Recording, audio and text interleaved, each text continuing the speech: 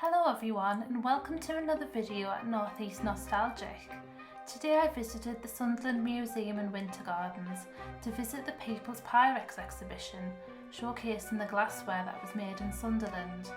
The story of Sunderland and glass actually stems all the way back to AD 674, when the first stained glass window in the UK was produced here in Sunderland by Frenchmen tasked to make the windows for St Peter's Church in Monkwearmouth.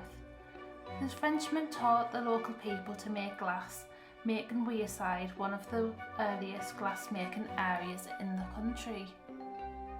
By the 19th century, glassmaking was an incredibly successful industry in Sunderland. The glass was being shipped all over Europe, being quite in demand, driven by the abundance of cheap coal and high-quality imported sand.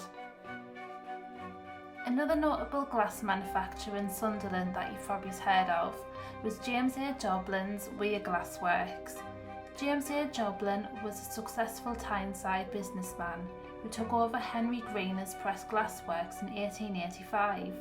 From 1902, under the management of James's nephew, the expansion of the factory commenced. Heat-resistant Pyrex glassware was made under license from American firm Corning, leading to the strong connection that Sunderland has to Pyrex today. Whilst Pyrex proved really popular, Joblin's own designs were no longer fashionable for customers.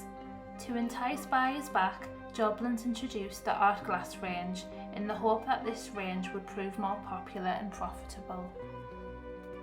The Pyrex exhibition focuses heavily on this art glass, where profits from Pyrex sales were invested back into the company to create new lines of stable and consistent coloured glass. Did you know that between 1922 and 2007, all Pyrex sold across the British Commonwealth, excluding Canada, was made in Sunderland?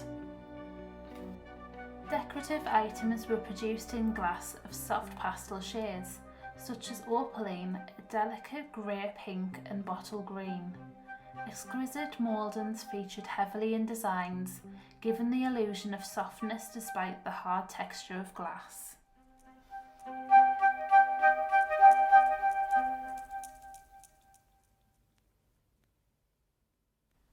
This exhibition, Pyrex 100 Joblin's 1930s art glass, is exhibiting until Saturday the 27th of August 2022 and is an amazing reminder of the craftsmanship within Sunderland.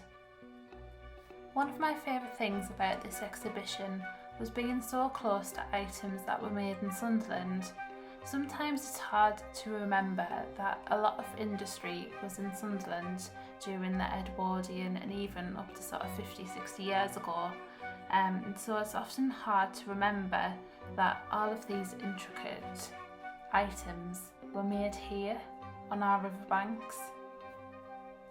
Whilst the art glass was meant to be profitable for Joblin's, it was only retailed for a couple of years while they were under review with the next Pyrex line. But you can just imagine these lovely little glass pieces being on the windowsills in the 1930s terraced house. I would really recommend you going to this exhibition, especially if you like the glass making section in the Sunderland Museum. It's definitely sort of an extension of that, and I think you'd really enjoy it. So that was my little recap of Sunderland glassmaking history and the Pyrex exhibition at the Sunderland Museum. And I really hope you enjoyed this video, and if you liked it, please give it a thumbs up and subscribe and let me know what videos you'd like me to do next. And thank you very much, and bye!